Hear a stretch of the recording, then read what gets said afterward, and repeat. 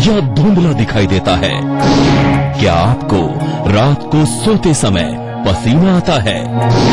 क्या आप चलने में लड़खड़ाते हैं? क्या आपको बेचैनी महसूस होती है? तो हो जाइए अलर्ट, कहीं आपको शुगर की कमी तो नहीं। चलिए अब डॉक्टर साहब के साथ हम आज की चर्चा की शुरुआत कर लेते हैं। डॉक्टर साहब, अक्सर देखा गया है जो डायबिटिक पेशेंट्स होते हैं वो अपने हिसाब से ही दवाई लेते हैं और अपने हिसाब से ही मन मुताबिक छोड़ देते हैं, तो ऐसे में शुगर की कहीं ना कहीं कमी हो जाती है शरीर में। तो ये बीमारी के बारे में जानना चाहेंगे कि ये बीमारी क्या है? देखिए, हाइपोग्लाइसीमिया जो एक बीमारी होती है, शुगर की कमी जैसे आपने कहा, उसको कहते हैं हम अपने टर्मिनोलॉजी में, मेडिकल टर्मिनोलॉजी में हाइपोग्लाइसीमिया। हाइपो यानी कि कम, ग्लाइसीमिया यानी कि शुगर जो हमारी बॉडी में है वो जब कम हो जाती है तो ये कंडीशन है जिसको कि आम भाषा में जैसे आपने कहा कि शुगर की कमी होना। तो ये होती क्यों है? वैसे आपने बहुत सही कहा कि अगर कोई डायबिटिक पेशेंट है और उसको प्रॉपर दवाई लेने का तरीका नहीं मालूम है, कुछ लोग अपने मन से कुछ खरीद के दवाई खाना शुरू कर देते हैं, पता चला थोड़ा शुगर हुआ है तो किसी ने बोला ये गोली मैं खाता हूं, तुम भी ये खाना शुरू कर दो। ऐसा नहीं करना है। हम आपको बार बार समझाते हैं कि हर व्यक्ति अपने आप में एक यूनिक है, उसको समझना, उसके रोग को समझना, उसके कारण को समझना और उसके बाद फिर उसको दवाई निर्धारित की जाती है। तो सबसे पहले तो हमें ये समझना है कि ये रोग क्या है। आपने हाई शुगर तो बहुत सुना होगा कि डायबिटीज हो गई है, ब्लड शुगर लेवल बढ़ गया है, लेकिन जो हमारा नॉर्मल रेंज का जो होता है शुगर का, उससे कम भी हो जाता है कभी कभी, और वो जो कम की स्थिति है उसको कहते हैं हाइपोग्लाइसीमिया।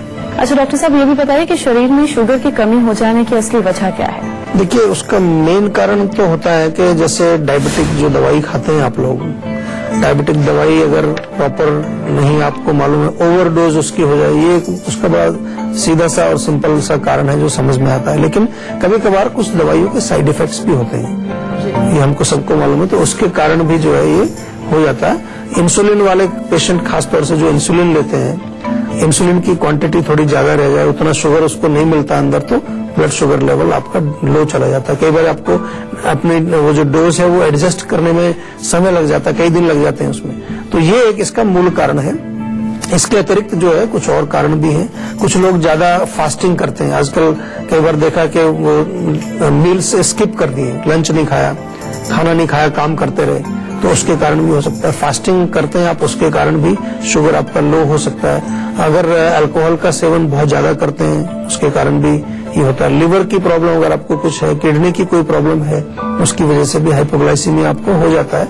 तो ये तमाम कारण है, लेकिन इनमें मुख्य कारण वही है कि डायबिटिक पेशेंट यदि आप हैं और डायबिटीज की दवाई आप खा रहे हैं और दवाई का डोज कहीं जो है वो उल्टा सीधा थोड़ा ज्यादा हो जाए, तो उसकी वजह से आपका हाइपोग्लाइसीमिया हो जाता है। कोई बहुत खतरनाक कंडीशन नहीं है, कई बार हाइपोग्लाइसीमिया सडनली भी हो जाता है, आप जिसको डायबिटीज नहीं है उसको भी हो जाता है। तो ये ध्यान रखने वाली बात है। शुगर कम हो जाती है उस समय जनरली आपने देखा होगा, आपने कुछ मीठा खाया तो उससे रिलीफ मिल जाता है आपको। अच्छा डॉक्टर साहब, शुगर की कमी हो जाने से नुकसान क्या होता है, लक्षण क्या है जिससे हम आसानी से पता लगा सकें कि हमारे शरीर में शुगर की कमी हो गई? जी देखिए, जब भी शुगर आपकी बॉडी में कम होगा, हाइपोग्लाइसीमिया जिसको हम कहते हैं, तो उसमें आपको लगेगा कि जैसे शरीर में जान बिल्कुल नहीं रही है, शरीर की शक्ति चली गई है, टांगें कई बार कांपने लगती हैं, पसीना आ जाता है पूरी बॉडी में, आपको पसीना आ जाता है और घबराहट शुरू हो जाती है, आपको एक बेचैनी सी सिर में जो है एक चक्कर आने लगेगा, अजीब सी बेचैनी आपको होने लगती है, माइंड में थोड़ा सा ऐसा लगेगा जैसे कुछ कंफ्यूजन सा हो रहा है,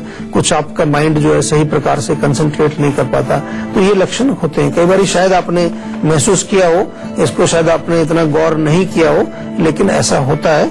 और किसी किसी व्यक्ति को रात को सोते समय भी हो जाता है। रात को सोते समय एकदम से पसीना आ जाएगा, आपने देखा होगा कि आपके कपड़े गीले हो गए, तो कई बार आप ये सोच सकते हो कहीं हार्ट की कोई प्रॉब्लम तो नहीं है। लेकिन अगर हार्ट में कोई पेन वगैरह नहीं है, चेस्ट में पेन नहीं है, तो जरूरी नहीं है, हो सकता है वो आपको शुगर लो हो गई हो, उसकी वजह से भी हो सकता है। अच्छा डॉक्टर साहब, बड़ों में तो हम आसानी से पहचान सकते हैं कि शरीर में शुगर की कमी हो गई है, टेस्ट के थ्रू या जैसे भी पता लगाया जा सकता है, लेकिन छोटे बच्चे को उसके शरीर में शुगर की कमी हो गई है, ये जान पाना कहने की मुश्किल होगा। बिल्कुल, देखिए छोटे बच्चों में भी कई बार ये समस्या देखने को मिलती है और उसमें तो बच्चा बोल भी नहीं पाता कि उसको क्या हो रहा है, तो ये आपको देख करके अंदाजा लगाना पड़ेगा।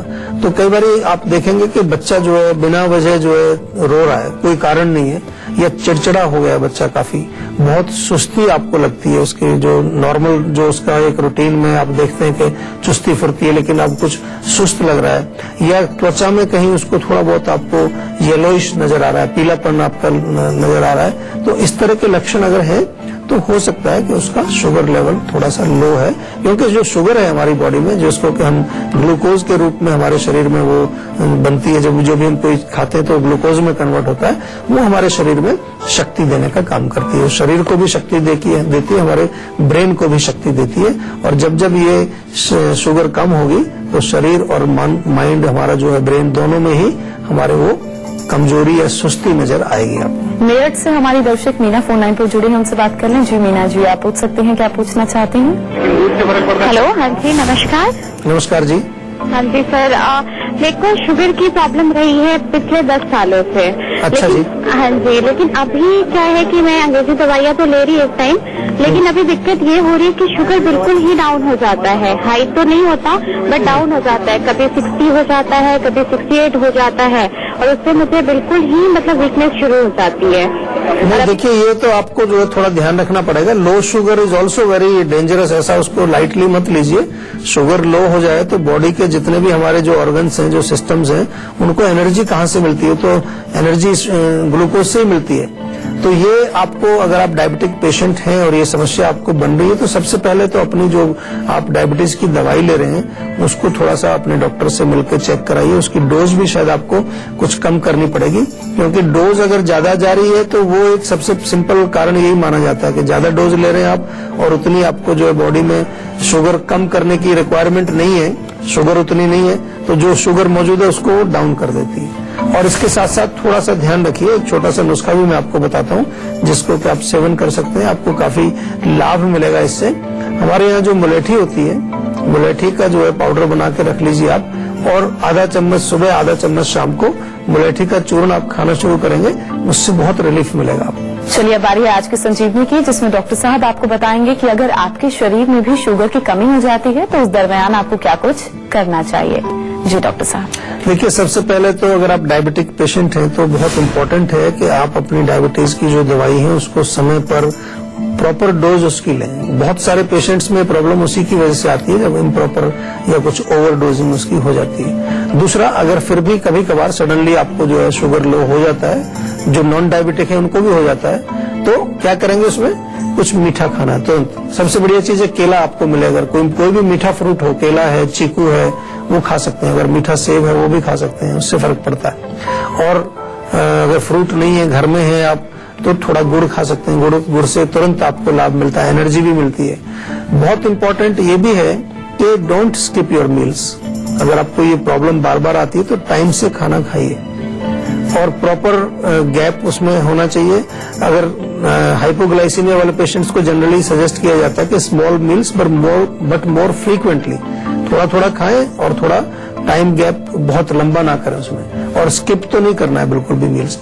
दूसरा जो है, फिजिकल एक्टिविटी बहुत अच्छा फायदा करती है इसमें। अगर आप थोड़ा सा एक्सरसाइज करें, व्यायाम करें, प्रॉपर स्लीप आपको होनी चाहिए। अगर नींद अच्छी नहीं आएगी उसके कारण भी कई बार इस तरह की प्रॉब्लम देखने को मिलती है। या फिर जो है, आपको ध्यान रखना है कि जो भोजन आप करते हैं, भोजन में आजकल एक थोड़ा सा ट्रेंड चला हुआ है कि लोग बिल्कुल भी कार्बोहाइड्रेट, मीठा, ये चीजें बिल्कुल नहीं खाते, तो वो एक बैलेंस हमारे बॉडी का नहीं बन पाता है, बैलेंस बिगड़ जाता है। बहुत सारे लोगों को मैंने देखा है कि वो थोड़े से ज्यादा, मैं कहूँ तो फेनेटिक हो जाते हैं कि मेरे को बिल्कुल चीनी तो देखनी नहीं है, मुझे चीनी बिल्कुल नहीं खानी। चीनी को तो लोग समझते हैं कि पता नहीं कोई पॉइजन है क्या, वो या मिठाई नहीं खानी है, तो उसके कारण भी होता है। तो थोड़ा बैलेंस डाइट आपको लेनी चाहिए। और पंपकिन यानी कि जो पेठा होता है, पेठे के बीज भी इसमें बहुत अच्छा काम करते हैं, ये भी इसमें बहुत अच्छा काम करते हैं। या सूरजमुखी के बीज जो होते हैं उनके अंदर जो निकलता है, उसके अंदर गिरी जो निकलती है, उसका सेवन करें। पंपकिन सीड्स और सनफ्लावर सीड्स आप रेगुलरली सेवन करेंगे तो आपको ये दिक्कत नहीं आएगी। दिल्ली से सीमा जुड़ी है, उनसे बात कर लें। जी सीमा जी, आप पूछ सकते हैं, क्या पूछना चाहती हैं? जी नमस्कार डॉक्टर। नमस्कार जी। डॉक्टर साहब, मुझे सिर दर्द का प्रॉब्लम है पिछले 3 साल से। अच्छा, सिर दर्द पूरे सिर में होता है, आधे सिर में होता है? नहीं होता तो कभी इस साइड है, कभी दूसरी साइड है, और कुछ फिक्स नहीं है, लेकिन जब होता है तो बहुत ऐसे, मतलब जब तक मैं वॉमिट ना कर दूं या सो ना लूं तो मतलब आराम नहीं आता है। देखिए, इसमें कोई घबराने वाली बात नहीं है। ऐसे जो सिरदर्द होते हैं, खासतौर से जो क्रॉनिक हो गए, पुराने सिरदर्द वाले, अगर आपको कुछ नहीं मिल रहा है तो आप आ जाइए सीधे हमारे डॉक्टर से बात करिए। जीवा में हमने पूरा एक स्पेशल टीम लगाई हुई है इस रोग के ऊपर, जिसमें कि माइग्रेन वगैरह सब शामिल किया हमने।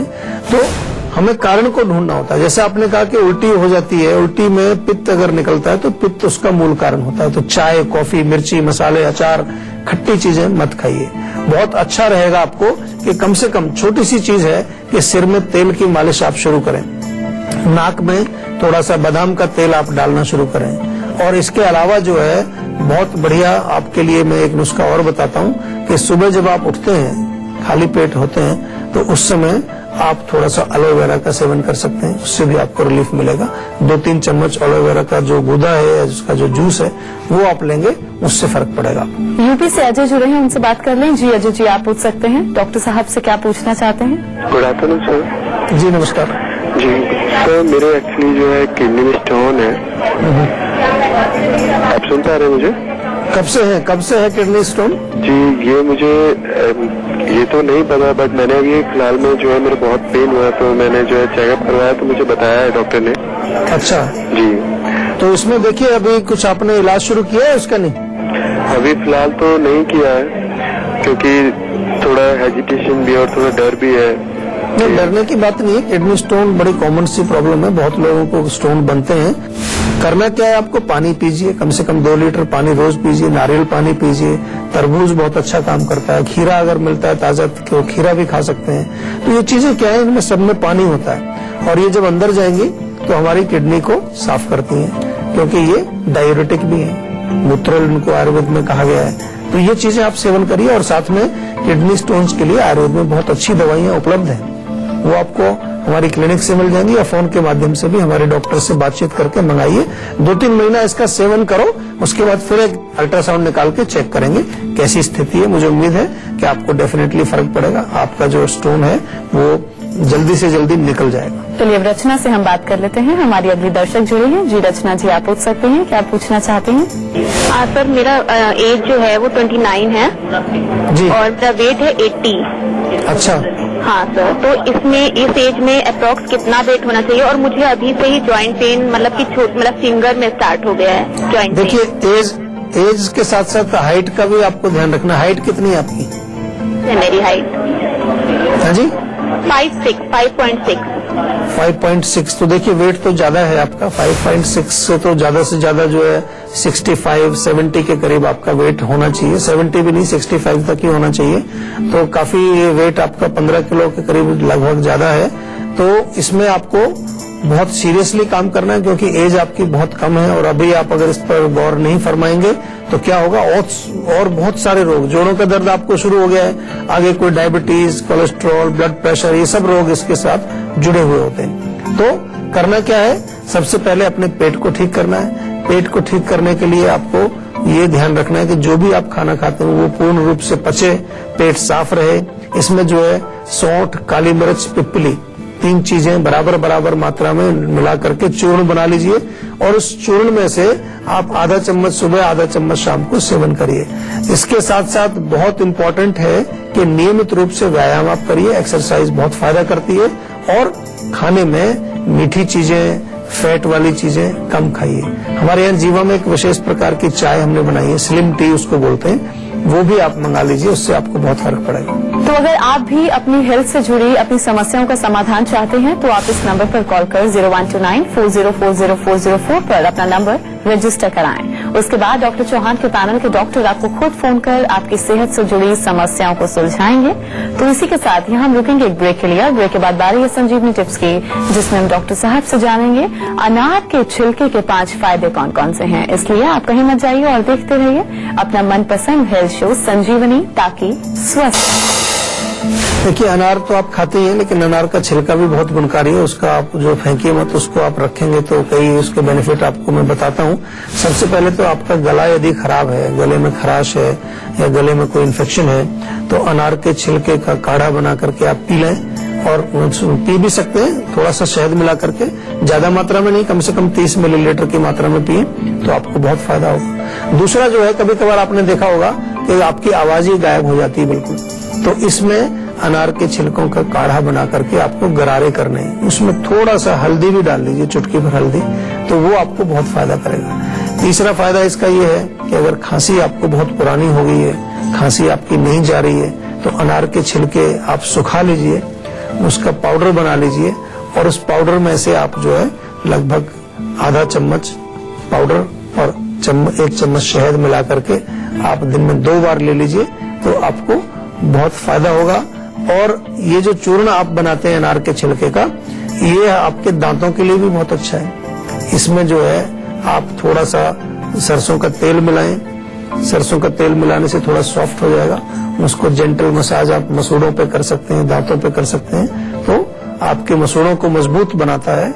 और इसके अतिरिक्त जो है ये अनार का छिलका आपके त्वचा के ऊपर भी आप इसका जो बना सकते हैं, एक जो जैसे फेस पैक बनाते हैं त्वचा के लिए, चमक के लिए, तो अनार का छिलका अगेन उसको आप ताजा भी पीस करके पेस्ट बना सकते हैं। उसमें थोड़ा शहद मिलाइए, थोड़ा सा एलोवेरा मिलाइए, एक बढ़िया पेस्ट बन जाएगा आपका। उसको चेहरे पर लेप करके आधा घंटा छोड़ दो, बाद में वॉश कर लीजिए, तो आपकी त्वचा में अच्छा ग्लो भी आ जाएगा। बहुत बहुत शुक्रिया डॉक्टर साहब। थैंक यू जी। तो आशा करते हैं डॉक्टर साहब ने आपको जो उपाय बताए हैं उन्हें आप जरूर अपनाएंगे और अपनाने से आप हमेशा सेहतमंद रहेंगे। और संजीवनी प्रोग्राम के जरिए हम आपको हमेशा फिट और हेल्दी बनाए रखेंगे। आपको एक बार फिर से हम बता दें कि आप हमारे नंबर 0129404004 पर कॉल कर अपना नंबर रजिस्टर करवा सकते हैं। आप हमें ईमेल भी कर सकते हैं। हमारा ईमेल आईडी है info@jiva.com। आप फेसबुक के जरिए भी हमसे जुड़ सकते हैं। हमारी फेसबुक आईडी है www.facebook.com/jiva आयुर्वेदा। तो इसी उम्मीद के साथ कि आप हमेशा खुश रहें, स्वस्थ रहें। अगले एपिसोड में फिर से आपसे मुलाकात होगी। मुझे दीजिए इजाजत। नमस्कार।